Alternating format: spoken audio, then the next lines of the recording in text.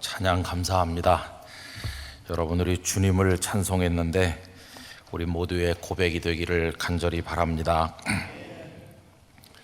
오늘이 5월 1일입니다. 새로운 달이 시작되는 첫날인데 한 달 동안 더 주님을 가까이 하시기 바라고 여러분들의 가정과 삶에 하나님의 평화가 함께 하시기를 기원합니다. 또 가정의 달이라고 하니까 여느 때보다도 가정의 소중함을 생각하고 하나님께 감사하는 마음으로 잘 평안하게 지나셨으면 합니다. 우리나라의 1인 세대가 얼마나 많아졌는지 이제는 제일 많은 게 혼자 사는 가정이죠.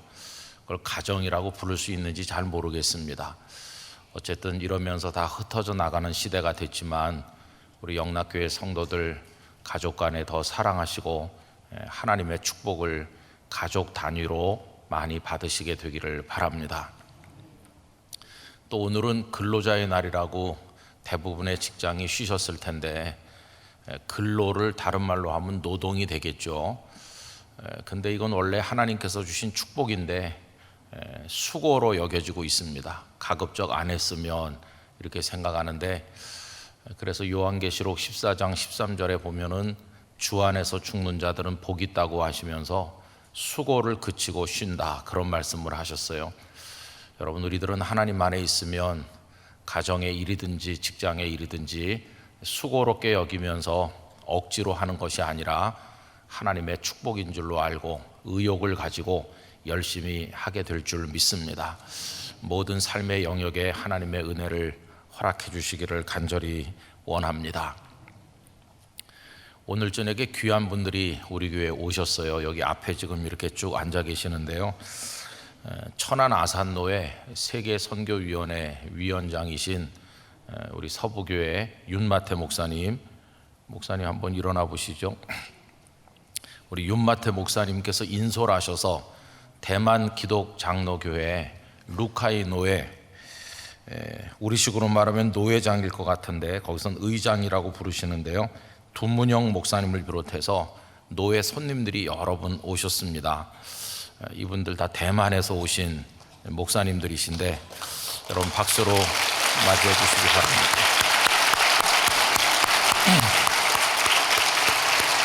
감사합니다. 네.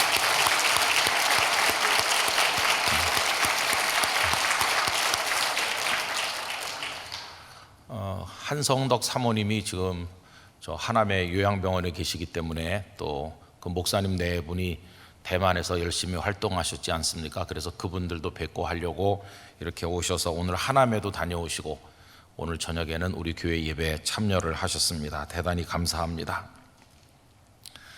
그동안 우리가 여러 차례로 나누어서 사도행전 7장 말씀을 읽어왔습니다.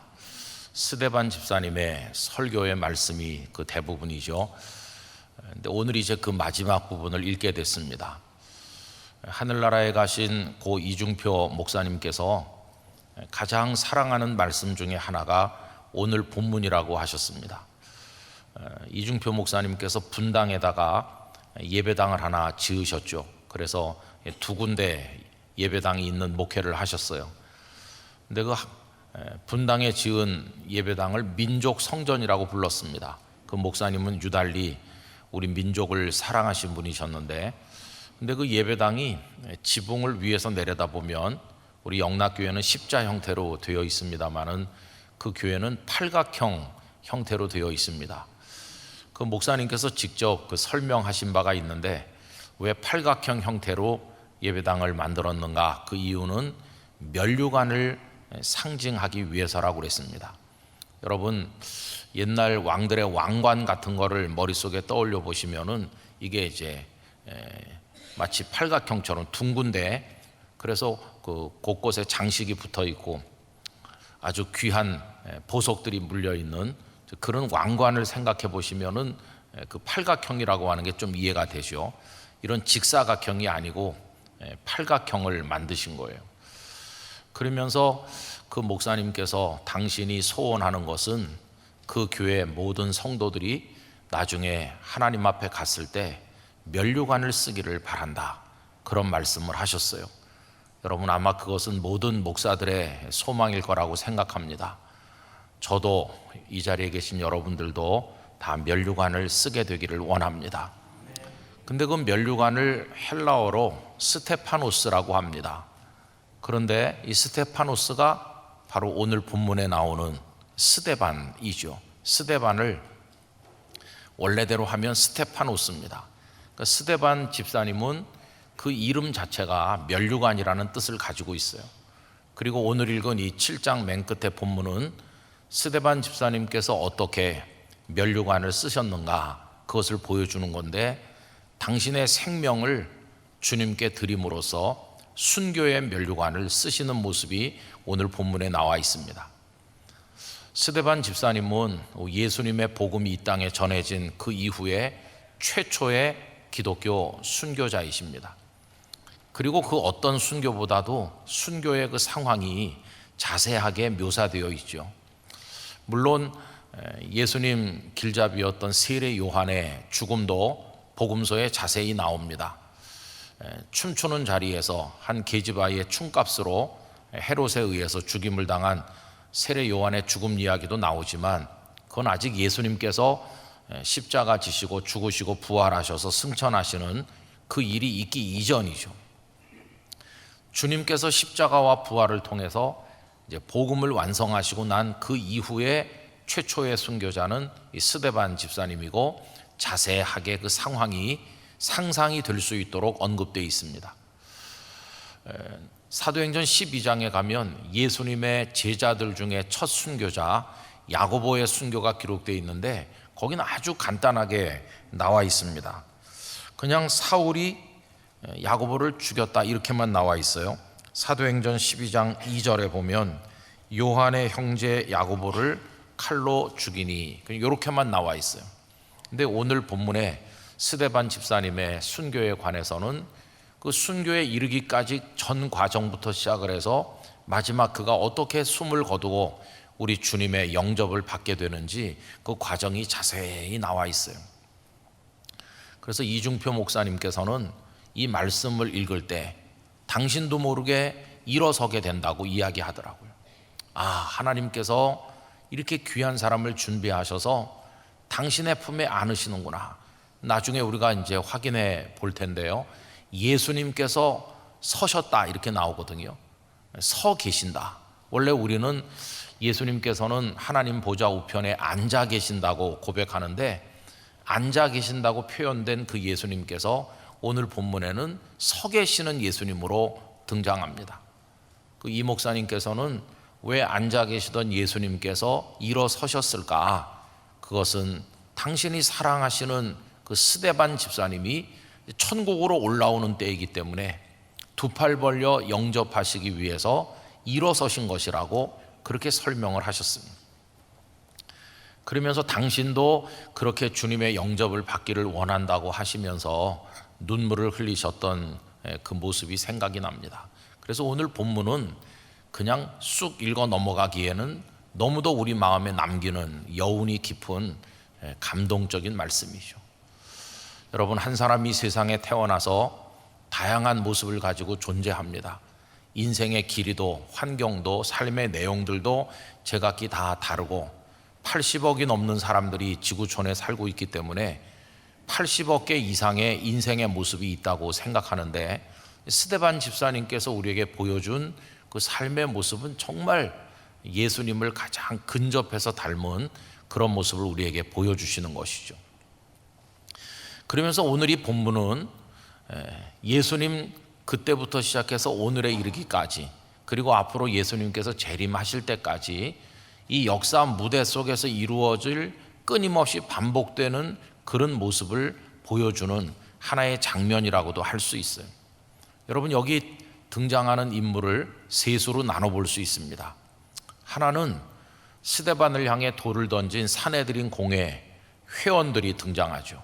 두 번째는 그들의 돌팔매질에 의해서 순교당하시는 스데반 집사님이 계시고, 그리고 중간에 전혀 뜻밖의 인물 한 사람이 슬쩍 언급되고 있는데, 사울이라는 청년, 이렇게 잠시 언급되고 있습니다. 근데 우리는 그 다음 스토리를 이미 알기 때문에 사울이라는 청년에 주목하지 않을 수가 없고, 그래서 그 사울을 제3의 인물로 또 설정할 수가 있다는 거죠. 그래서 사내들인 공회 회원이 있고 스데반 집사님이 계시고 그리고 사울이라는 청년이 이 장면 속에 등장한다. 이렇게 셋으로 나눠서 이 말씀을 생각해 볼 수 있습니다. 그러면 다수를 차지하고 있는 사내들인 공회 회원들은 어떤 사람들일까요? 이 사람들은 당시 유대 최고의 지위에 있었고 부귀 영화를 누리던 사람들이고 일반 백성들로부터 존경을 받던, 이 세상적으로 말하면 성공한 사람들이죠. 그리고 대단히 종교적이기도 해요. 그들은 율법을 중요하게 생각을 했고 나름대로, 그리고 자기들이야말로 하나님을 잘 경외한다고 생각했습니다. 물론 그 사내들인 공회 절반은 바리새파 사람들이고 절반은 사두개파 사람들이기 때문에 다른 점도 많이 있었어요. 그럼에도 불구하고 어떤 공통의 목적을 가지고는 예수님을 향해 똑같이 대적했던 사람들이기도 하죠. 이들이 다수입니다. 여러분, 오늘 이 세상의 다수는 어떤 사람들일까요? 다수는 주님을 대적하는 세력이죠. 악의 세력이 언제나 다수입니다. 반면에 그 앞에 스데반 집사님은 홀로 서 있어요. 혼자 서 있다고 하는 게 우리에게 주는 느낌이 뭡니까? 주님을 따르는 사람이 얼마나 외로운가, 그걸 보여주는 거죠. 홀로 그 많은 사람들 앞에 서 있는 스데반의 모습이 오늘 이 땅에서 신실하게 믿음을 지키면서 주님의 복음을 배반하지 아니하고 주님의 뒤를 따르고자 하는 성도들의 모습을 보여주는 것이라고 할 수 있겠습니다. 여러분, 종종 말씀드리지만 신실한 주님의 사람은 이때나 지금이나 2000년 역사를 통틀어서 언제나 소수였다는 사실을 우리가 알아야 됩니다. 우리가 착각하기 쉬운 게 있는데, 주일이 되면 우리 교회 이 자리가 가득 차서 자리가 모자라서 다른 부속 건물로 가실 만큼 주일날 성도들이 많이 오시잖아요. 그래서 우리 영락교회 성도들은 착각하기가 쉬워요. 야, 이 세상에 예수님을 믿는 사람이 많아. 또 우리 성도님들의 친구들이 또 우리 교회보다 더 큰 교회를 다니시는 분들도 많을 테니까 만나서 교회 얘기를 해보면은 다 큰 교회 다니는 분들의 얘기니까 믿는 사람이 많은가, 이렇게 착시 현상에 빠질 수 있어요. 그러나 여러분, 우리나라 전체를 통틀어 가지고 생각해 보면 기독교인이 그렇게 많은 게 아닙니다. 요즘엔 정확히 파악하기 어렵지만은 전보다 많이 위축됐다고 하는 것도 우리가 알고 있고, 코로나를 통하는 가운데 또 우리 교회가 무척 어려움을 겪기도 하였습니다. 그래서 우리는 통계적으로 봐도 이제 소수인 것이고, 소수라는 걸 절대로 잊으시면 안 돼요. 우린 소수다. 그리고 조금 더 말씀드린다면은 교회 드나든다고 해서 다 신실한 주님의 사람은 아닐 거 아닙니까? 그냥 교인일 뿐이죠. 교인으로 왔다 갔다 하는 이들도 많을 거예요. 전에도 말씀드린 것처럼 저는 부산에 있을 때는 교인 여러분 이렇게 했어요.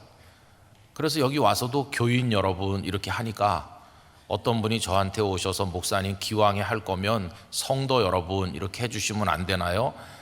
근데 제 마음속에는 교인하고 성도는 다르다고 생각했거든요. 교인은 그냥 왔다 갔다 하는 사람이고, 성도는 정말 거듭나서 주님을 참되게 믿고 천국 백성이 되는 사람을 성도다, 이렇게 생각했어요. 근데 교인 여러분 그러면은 성도들 중에는 조금 마음에 불편을 느끼실 수도 있어요. 이해를 하죠.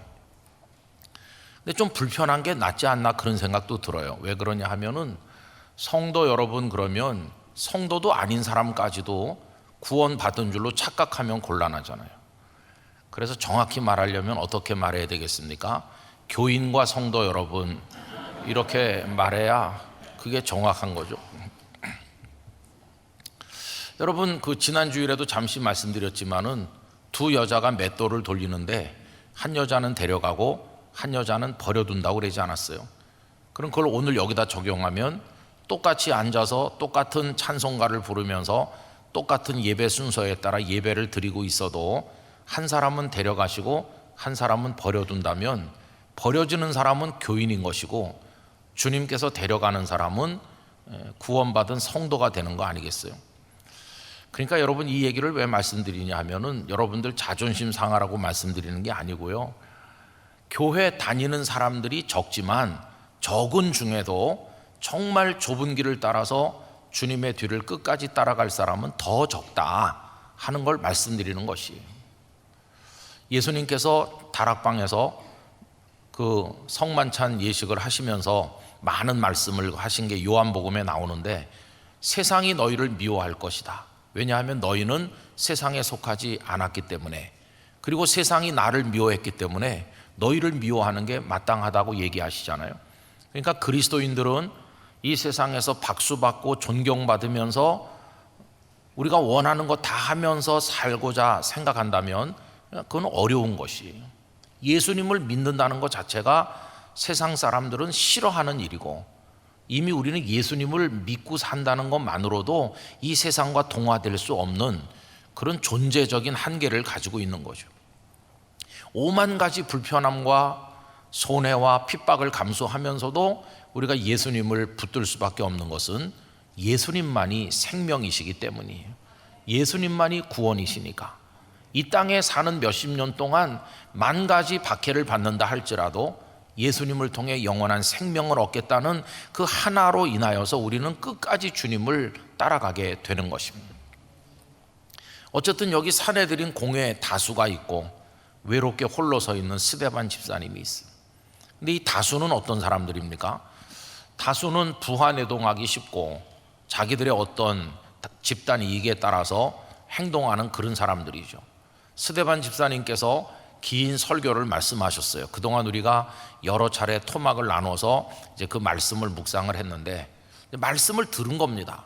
그럼 여러분, 말씀을 들은 이후에 반응이 어떤가? 오늘 말씀을 한번 보시면 54절에 이런 반응이 나오죠. 그들이 이 말을 듣고 마음에 찔렸다, 이렇게 나오죠. 마음에 찔려.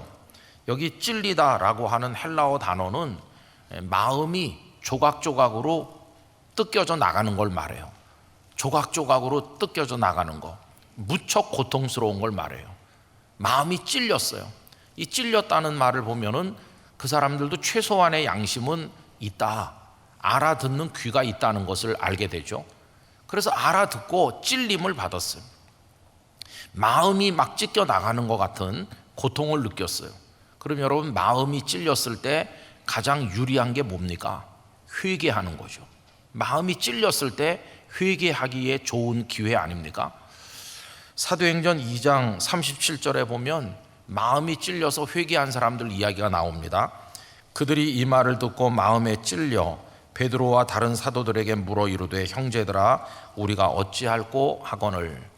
성령님께서 다락방에 임하신 다음에 베드로와 사도들이 나가서 오순절 순례자들과 그 예루살렘의 주민들에게 말씀을 전했더니 그들이 찔려서 우리가 어찌할꼬. 그래서 그날 회개하고 예수님을 믿고 세례를 받은 사람이 3,000명이라고 나와 있잖아요. 어떤 사람은 마음에 찔려서 회개하고 구원을 받는데, 오늘 사내들인 공회 회원들은 마음에 찔려서 돌을 던지는 거예요. 참 얼마나 그 방향이 다른가 하는 것을 보고 놀라게 돼요. 더군다나 스데반 집사님이 하시는 말씀을 듣고 그들이 귀를 막는다 하는 게 나오죠. 56절, 말하되 보라, 하늘이 열리고 인자가 하나님 우편에 서신 것을 보노라 한데, 좀 스데반 집사님의 영안이 열렸어요. 하늘이 쫙 열리고 인자이신 그리스도께서 일어서 계신 것을 스데반이 영의 눈으로 보는 거예요. 그랬더니 57절, 그들이 큰 소리를 지르며 귀를 막고 일제히 그에게 달려들어 성 밖으로 내치고 돌로 칠세, 이렇게 나오죠. 귀를 막았어요. 진리의 말씀이 선포될 때 어떤 사람은 귀를 막는 거죠. 그러면서 자신의 그 자존심이 짓밟힌 것에 대한 분노를 가지고 그 말씀이 가슴을 찌르는데도 불구하고 거부하면서 돌로 치는, 이게 이 세상의 모습이에요. 여러분, 오늘날도 교회가 외치는 이 말씀들이 나쁜 말씀이 아니라는 걸 세상 사람들은 알고 있습니다.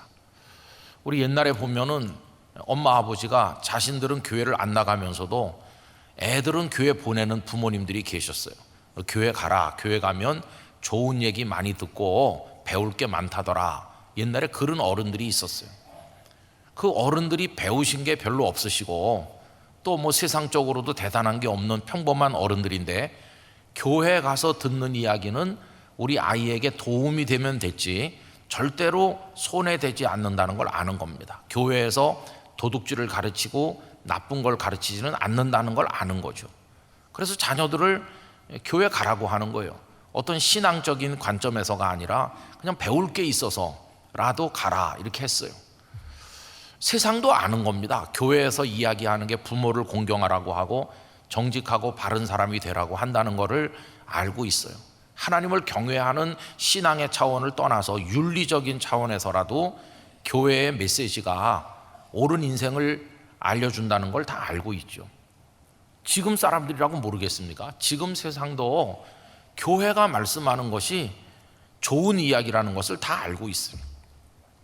유튜브나 뭐 이런 데 넘쳐나는 악한 이야기들에 비해서 얼마나 교회가 가르치는 것들이 선한지를 알고 있어요. 그런데 귀를 막는 거죠. 귀를 막고 달려들어서 스데반에게 돌을 던지는 것처럼 오늘날도 교회를 향해 돌을 던지는 사람들이 많이 있어요. 저는 차별금지법 또 뭐 사학법 이런 문제 때문에 정치하는 분들을 여러 번 만났습니다. 그래서 제법 우리나라에서 널리 알려진 정치인들도 만나고 1대1로 만나기도 하고 뭐 소수가 만나기도 하고 얘기해 보면요, 다 선량해요. 그분들이 다 선량하고 다 아주 인격적이고 세련됐고 그래요. 예절도 바르고. 그런데 거기만 가서 앉으면 그분들이 딴 사람으로 변해가지고 법안을, 이상한 법들을 제출하는 거예요. 우리 앞에서 했던 이야기랑 전혀 다른 법안을 제출하고. 여러분, 이번에 참 어려운 과정을 몇 년 동안 거쳐서 서울시 학생인권조례가 엊그저께 폐지됐습니다. 그래서 우리가 다 서명해가지고 그거를 안건으로 올려서 지난번에 한번 무산되고 이번에 어렵게 그 동성애니 이런 걸 보장하는 그 인권조례 그거를 우리가 십몇 년 만에 없애는 데 성공했어요. 지금 우리나라 이제 여러 그 시도에서 그걸 없애고 있는데, 그랬더니 어떤 지금 얘기를 하는지 아십니까? 그건 조례잖아요. 자치단체에서 만드는 조례인데 이 조례들이 폐지되니까 어떤 그걸 좀 하고 있냐. 오늘도 그런 뉴스가 나왔는데 그걸 국회에서 법으로 만들겠다는 거예요. 국회에서 학생인권법 이렇게 만들어가지고 법으로 그 학생인권조례에 있던 거를 법안으로 만들겠다는 거예요. 근데 그렇게 하는 사람들이 숫자가 지금 다수 아닙니까? 이번 선거도 그렇고. 그래서 그런 걸 다 보장하는 법을 국회법으로 만들면 몇 년 후에 총선에서 그걸 반대하는 국회의원들이 다수가 될 때까지 꼼짝없이 기다려야 되는 거예요. 이 나라가 지금 어떻게 가고 있는지. 그러면 이제 그런 이슈를 가지고 만나서 얘기해 보면 제가 이런 것도 물어봤어요. 아니 그래, 응? 여자 사위 맞을 준비가 되셨냐고. 펄쩍 뛰죠. 펄쩍 뛰어요. 여자 사위 남자 며느리 펄쩍 뛰는 그 사람이 법을 제출하는 거예요. 여러분, 이 세상은 지금 제정신이 아니에요. 어둠의 영에 사로잡히면 옳은 걸 알지만 거기 박수를 보내지 않아요. 옳은 걸 알면서 돌을 던지는 거예요. 이게 누가 나빠서라기보다는 사탄의 역사가 얼마나 사악한지 우린 그런 거를 잊어서는 절대로 안 되는 거죠. 결국 스데반 집사님을 향해 귀를 막고 달려들어서 성 밖으로 끌고 나가 돌을 던졌어요. 자, 그들은 그런 모습을 보였고 그게 오늘의 악한 세상을 대변하는 거다, 이렇게 우리가 이해할 수 있습니다. 그럼 이제 그 앞에 홀로 서 있는 스데반 집사님은 어떤 분이신가요? 스데반 집사님은 예수님을 가장 근접해서 닮은 분이라고 생각합니다. 어떤 점에서 그러냐 하면 스데반 집사님이 숨을 거두기 직전에 보인 그 모습이 그러하죠. 여러분 59절 한번 다 같이 읽어보실까요? 그들이 돌로 스데반을 치니 스데반이 부르짖어 이르되 주 예수여 내 영혼을 받으시옵소서 하고, 주 예수여 내 영혼을 받으시옵소서. 이게 마지막 기도와도 같은데요, 이 기도는 마치 예수님께서 십자가에서 7마디 가상칠언을 말씀하시면서 아버지 하나님께 그 영혼을 맡기는 것과 같은 기도 아닙니까? 내 영혼을 부탁하나이다. 이게 닮았어요. 예수님을 닮았어요. 여러분, 우리가 나중에 어디서 어떤 형태로 이 땅의 삶을 마감하게 될는지 모르지만 언젠가 우리에게 그 순간이 올 텐데, 그때 우리도 이 기도를 드릴 수 있기를 원합니다. 아버지, 나의 영혼을 받아주시옵소서. 이 기도를 하고 인생을 마칠 수 있는 사람은 정말 복된 사람이죠. 그리고 더 위대한 모습을 스데반 집사님이 보여주시는데 60절 같이 읽겠습니다. 무릎을 꿇고 크게 불러 이르되 주여 이 죄를 그들에게 돌리지 마옵소서. 이 말을 하고 자니라. 여러분, 여기 이 마지막 이 기도도 예수님의 기도죠. 아버지여 저들을 사해 주십시오. 저들이 자기들이 하는 일이 무엇인지를 모릅니다. 십자가에 달리신 채로 당신을 십자가에 못 박은 자들을 용서해 주실 것을 우리 예수님께서 기도하셨는데, 여기 스데반 집사님도 그런 기도를 드리는 거예요. 얼마나 놀랍습니까? 이 두 가지 기도를 보면 스데반 집사님이 정말 예수님을 근접하게 닮았다 하는 것을 알 수 있죠. 그래서 우리에게 정말 아름다운 삶의 모델이 되고 계신 것입니다. 그러면서 이 스데반 집사님은 이 마지막에 성령님이 충만하셨어요. 거기 55절에 가서 보시면 스데반이 성령 충만하여 하늘을 우러러 주목하여 하나님의 영광과 및 예수께서 하나님 우편에 서신 것을 보고, 이렇게 나오죠. 여러분, 스데반 집사님 성령에 충만하셨어요. 근데 제가 지금 이 말씀을 읽고 여러분들에게 영락교회 성도 여러분들도 성령 충만하시기 바랍니다, 이렇게 말하면 다 아멘 하실 거예요. 해볼까요? 다 아멘 하실 거예요. 성령 충만하시길 바랍니다 그러면 다 아멘 하신다고요. 그것도 평소보다 더 크게. 근데 제가 그걸 안 하려고 그래요. 오늘 저녁에는 왜 안 하려고 하냐면은 마음의 준비가 필요한 거예요. 여기 성령 충만하셨잖아요. 그동안 우리 한국교회가 익숙한 성령 충만은 어떤 기대감을 가지고 옵니까? 내가 지금 이렇게 형편없이 사는 거, 믿음의 힘이 연약하고 사탄에게 패배하고 이렇게 비틀거리는 거 성령 충만하지 못해서 그래. 대부분이 그렇게 생각하시면서 성령 충만하면 마귀 권세를 이기고 능력으로 무장하고 하고 싶은 거 다 하고 또 갖가지 은사와 이적이 나타나고 뭐 그런 거 기대하시잖아요. 근데 오늘 여기 이 말씀은 성령 충만했더니 돌에 맞아 죽으신 거예요. 여러분, 성령 충만을 오해하면 안 돼요. 성령 충만은 우리에게 능력이 주어져서 우리가 하고 싶은 모든 걸 마음껏 내활개를 치듯이 그렇게 펼치면서 하나님의 은혜와 축복을 누리면서 그렇게 사는 의미가 아니에요. 성령 충만의 목적은 우리의 원하는 걸 이루는 데 있는 게 아니라 하나님의 뜻을 이루는 데 있는 것이에요. 하나님의 뜻을 이루는 데 그 목적이 있어요. 우리가 성령 충만하면 우리의 뜻을 관철하는 게 아니라 우리의 뜻을 다 죽이고 성령님의 인도하심을 따라 하나님 아버지의 뜻에 따라 살게 되는 것이에요. 근데 그 하나님 아버지의 뜻이 너는 순교해라 이거라면 스데반처럼 순교를 해야 되는 것이에요. 예수님께서 메시아 사역을 시작하실 때도 그 광야로 이끌려 가셔서 40일 동안 시험을 받으셨잖아요. 마귀에게 금식하시면서. 근데 거기 예수님을 40일 동안 광야로 이제 가시도록 한 게 성령님이에요. 성령님께서 충만하실 때 마귀에게 이끌려 가지고 시험을 받으셨다고 나와 있어요. 여러분, 성령님의 역사는 우리가 기대하는 것처럼 우리를 만들어 주는 건 아니에요. 그러니까 온전히 하나님의 뜻에 내 생명까지도 맡겨 드릴 수 있는 어떤 그런 준비가 되어 있는 것과 성령 충만은 연결되는 거예요. 저는 성령님의 충만하면 충만할수록 우리 자신이 작아져야 된다고 생각합니다. 우리의 뜻은 죽어야 되는 것이죠. 성령의 충만한 증거가 자기를 부인하는 것입니다. 예수님 당신을 따라오려면 자기를 부인하고 자기 십자가를 지라고 그랬잖아요. 근데 그동안에 우리 한국교회가 보여준 왜곡된 성령 운동은 성령 충만했다는 사람들이 점점 겸손하게 작아지고 자신을 부인하고 하나님 영광을 위해 자신을 드리는 게 아니라 자기 이름 석자를 더 크게 자랑하면서 대단한 능력가나 되는 것처럼 자랑하고 떠버리면서 영광을 차지하는, 그건 성령 운동이 아니에요. 진정한 성령 충만의 백미가 오늘 여기 나오는 거죠. 성령에 충만했더니 하늘이 열리고 우리 주님이 서신 것을 보면서 돌을 던지는 사람들을 위해 용서의 기도를 드릴 수 있는, 그게 성령 충만의 절정이라는 것을 이 스데반 집사님께서 우리에게 보여주는 것이에요.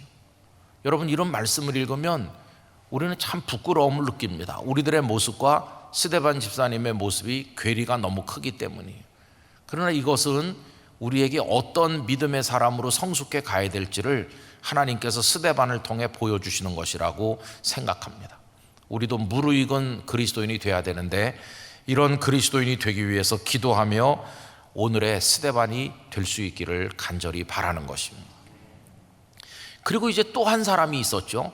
아까 잠깐 언급된 사울이라는 청년. 여러분, 오늘 말씀 그 부분을 보도록 하겠습니다. 56절 말씀 보십시오. 성 밖으로 내치고 돌로 칠세, 증인들이 옷을 벗어 사울이라 하는 청년의 발 앞에 두니라, 이렇게 얘기했죠. 사울이라 하는 청년이 불쑥 여기 등장하는 거예요. 그리고는 또다시 나오지 않죠. 스데반 집사님이 순교하신 얘기로 이어지죠. 그러면 여기 스데반 집사님이 맨 마지막에 잔이라 이렇게 나옵니다. 이 말을 하고 잔이라. 저는 죽으니라라고 안 돼 있고 잔이라라고 되어 있는 것에 큰 위로를 받습니다. 죽으니라 그러면은 이제 다 끝난 것 같은 느낌이 들지만, 잔이라, 이거는 다시 깨어서 일어날 걸 암시하는 것이에요. 여러분, 아침에 깨서 일어나잖아요. 그것처럼 밤에 아이들이 방에 들어가서 잘 때 잘 자 이렇게 하잖아요. 그건 내일 아침에 깨서 만난다는 게 전제되어 있는 거죠. 여러분, 성도의 죽음은 잠과 같은 것이에요. 하룻밤 자고 깨면 천국에서 만날 줄 믿습니다. 그게 우리는 죽어서 소멸되어 없어지는 것이 아니라 그냥 자고 깨는 것이죠. 자, 그럼 스데반 집사님은 무대에서 내려오시는 거예요. 그런데 하나님께서는 또 한 사람을 무대 한쪽 구석에 배치하셨는데, 그가 사울이라는 청년이에요. 사람들은 그 사울이라는 청년을 그 다음부터 예수님을 믿는 사람들을 핍박하는 아주 악한 원흉같이 생각했을 거예요. 사울이라는 이름만 들어도 진저리를 쳤을 거예요. 사도행전 9장에 보면 그 다메섹에 아나니아라고 하는 신실한 예수님의 제자가 있었는데, 주께서 아나니아에게 말씀하시잖아요. 사울에게 가서 기도해 주라 이렇게 하시잖아요. 근데 아나니아가 뭐라고 말합니까? 그 사울은 예수님을 믿는 사람을 핍박하는 사람이라고. 벌써 아나니아도 사울이라는 이름만 들어도 벌써 마음이 불편한 거예요. 그 사람 핍박자인데. 그렇게 낙인 찍혀 있어요. 사울이라는 이름만 들으면 모든 그리스도인들은 그냥 그 사람 이름이 가져다 주는 두려움이 있는 거예요. 사울. 근데 우리 주님은 달랐어요. 주님은 사울이라는 청년에게서 스데반을 보는 거예요. 스데반이 순교자가 돼서 여기 돌로 맞아 지금 돌아가시는 건데, 사울이라는 청년에서 또 한 명의 면류관을 쓸, 또 한 명의 스테파노스가 될 사람을 보시는 거예요. 여러분, 세월이 몇십 년 지난 다음에 이 사울이라는 청년은 그 이름이 바울로 바뀌었고, 로마에서 순교의 제물이 되심으로 또 한 사람의 스테파노스가 되질 않았습니까? 스데반 집사님의 죽음은 교회에 큰 손실인 것처럼 보였지만, 하나님은 절대로 손해보시는 분이 아니세요. 스데반이 순교하여 무대에서 내려온 것 같지만, 이젠 무대가 빈 것 같이 보이지만, 하나님은 그 다음 주역이 될 사람을 이미 예비해 놓으셨다는 것을 알 수 있어요. 그래서 사울이 바울 되는 이야기가 사도행전 9장 그 다메섹으로 가는 길에서 나오지 않습니까? 그리고 나서 그는 얼마나 위대한 사도로 복음을 위해서 자신의 생명의 마지막 한 방울까지도 다 부어드리고 믿음을 지키고 선한 싸움을 싸우고 달려갈 길을 다 달리고 또 한 분의 스테파노스로 우리 앞에 우뚝 서 있지 않습니까? 그래서 여러분, 하나님은 절대로 손해보지 않으신다. 스데반 집사님이 떠나는 그 자리에 그 다음에 바톤을 이을 사람을 미리 준비해 놓으시고 여기 살짝 이렇게 내보이시는 것을 볼 수 있습니다. 저는 사도행전을 읽어 내려가면서 하나님의 치밀한 연출 같은 걸 느낍니다. 하나님께서는 9장 이후에 등장할 스데반, 사울을 여기 7장 끄트머리에서 마치 단역 배우 같이 잠깐 등장시키시는 거예요. 아마 사람들은 사울이라는 청년이 앞으로 어떤 인물이 될지 아무도 알지 못했겠지만 하나님은 이미 뜻이 다 계셨던 것이, 그래서 아나니아에게 말씀하시죠. 가라, 그는 내가 이방을 위해 택한 나의 그릇이다, 이렇게 하시는 거죠. 제가 아까 서두에 오늘의 이 말씀은 지나간 2000년 동안 모든 상황에서 하나님께서 하시는 일을 보여준다, 이렇게 말씀드렸는데 여러분 가만히 생각해 보세요. 지나간 2000년 교회 역사 속에 오늘 이 장면이 계속해서 반복되고 있습니다. 계속 이어지는 거죠. 다수의 교회를 핍박하는, 그리고 찔림을 받으면서도 귀를 막는 사탄의 영에 사로잡힌 악한 세상이 그때나 지금이나 계속 존재하고, 그런가 하면 그 속에 오늘의 스데반으로서 주님의 뒤를 따르기 위해서 생명까지도 아까워하지 않는 그리스도인이 되려고 몸부림치는 소수의 성도가 오늘날도 존재하는 거죠. 대한민국에도 있고 오늘 오신 분들처럼 대만에도 있고 지구촌 구석구석에 다 이렇게 존재하고 있는 것이죠. 그리고 이제 거기 사울 같은 사람들이 있는 겁니다. 여러분, 기독교 역사가 끝날 것처럼 보이는 그 자리에도 하나님은 사울 같은 사람을 예비하고 계신 줄로 믿습니다. 그래서 뜻밖의 인물들이 그 바톤을 이어받아서 복음의 역사를 계속해서 이어내려가고, 이게 계속 반복이 되는데 저는 하나님의 이런 역사가 주님이 이 땅에 다시 오시는 그날까지 계속될 줄로 믿고 있습니다. 그래서 두려워할 필요가 없는 것이죠. 아합 때 생각을 해보면 엘리야가 굉장히 낙심하죠. 하나님, 저만 남았습니다, 저 혼자 남았어요, 이렇게 탄식하는데 하나님께서는 바알에게 무릎 꿇지 않은 7,000명이 있다고 말씀하시는 거 아닙니까? 오늘 교회들이 어려움을 당하고 때로는 돌팔매질을 당하는 것처럼 힘들 때도 있지만 하나님은 우리를 위해서 사울을 준비하고 계시다는 믿음을 절대로 버려서는 안 될 줄로 믿습니다. 또 하나님은 당신의 역사를 끊임없이 이어내려가는 거죠. 그럼 이제 결론적으로 오늘 우리가 이 본문 말씀을 읽음으로써 깨닫는 게 뭡니까? 그건 다른 게 아니라 오늘 우리가 오늘의 스데반이 되어야 한다 하는 것뿐입니다. 세상이 악하다는 것 때문에 좌절할 필요도 없고, 오늘 기독교인들이 힘들다는 것 때문에 탄식할 필요도 없고, 오늘 우리는 우리의 길을 가다가 하나님께서 부르시는 그날까지 소박하고 진실하게 믿음을 지키면 되는 것이고, 그 다음은 우리가 걱정하고 염려하지 않아도 하나님은 그 다음 바톤을 받을 사람들을 준비하고 계신 것이에요. 절대로 하나님은 당신의 교회를 포기하지 않으실 것이고 하나님의 나라를 이루어 가시는 역사를 중단하지 않으실 것입니다. 오늘 이 말씀을 계속해서 반추하면서 여러 번 읽으시고 읽어보시기 바랍니다. 그 광경을 한번 상상해 보시길 바랍니다. 분노에 가득 찬 어리석은 사내들인 공회원들이 있고, 그 앞에 연약해 보이지만 예수님을 닮은 스데반 집사님이 무릎을 꿇고 돌에 맞으면서 하늘이 열려 주님을 바라보는 그 영광을 보면서 그들을 위한 용서의 기도를 드리고 있고, 그리고 한쪽에 옷을 맡아주는 사울이 있는데 이 사람이 그 다음 또 더 위대한 복음의 사역을 이룰 사람으로 거기 존재하기 시작한 것이죠. 이 모습이 오늘을 보여주고 앞으로도 보여주는데 오늘 우리는 그 장면 속에서 스데반처럼 등장해야 되리라, 그렇게 생각을 하는 것입니다. 여러분, 우리 영락교회는 오늘 이 세상 속에서 어떤 위치에 있는 것일까요? 우리 각자는 어떨까요? 곰곰이 생각해 보면서 하나님의 은혜 앞에 결단하게 되기를 간절히 기원합니다. 저는 이 말씀을 묵상을 하면서 돌을 던진 그 사람들이 지극히 종교적이었다는데 충격을 받는 거죠. 그 사람들이 종교에 관심이 없다던가 하나님을 모르는 사람들이라면 돌을 던진다는 게 이해가 돼요.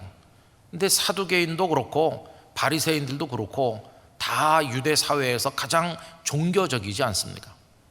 종교적인 것이 하나님을 경외하는 방향으로 연결되는 것만은 아니라는 걸 알 수 있어요. 저는 이 종교적이라는 말을 조금 이상하긴 하지만 교회적이다 이렇게 한번 표현을 해봅니다. 교회적이면 다 신앙적인 것일까? 교회적이면 다 예수님과 맞는 것일까? 이런 생각을 해봐요. 여러분, 교회도 부패하면 교회이지만 예수님의 적이 될 수도 있는 것이에요. 아무리 교회이지만 예수님의 사람들에게 돌을 던질 수도 있는 거예요. 실제로 일제시대 때 신사참배 문제가 발생하고 그랬을 때는 교회가 성도들을 향해 돌을 던지는 경우도 많이 있어요. 교회가 주기철 목사님 같은 분을 쫓아내기도 하고. 그래서 여러분, 이 영적인 이 변화 속에서 우리는 흔들림이 없어야 된다 하는 것을 알 수 있고, 언제나 깨어서 우리 자신의 모습을 주님 앞에서 성찰하는 게 필요하다는 걸 깨닫게 되는 것입니다. 감히 부끄러운 얘기지만 우리 모두 스데반이 되기 위한 기도를 드리면서 오늘 우리에게 주어진 인생을 살아가고 믿음을 지켜나가기를 간절히 기원합니다.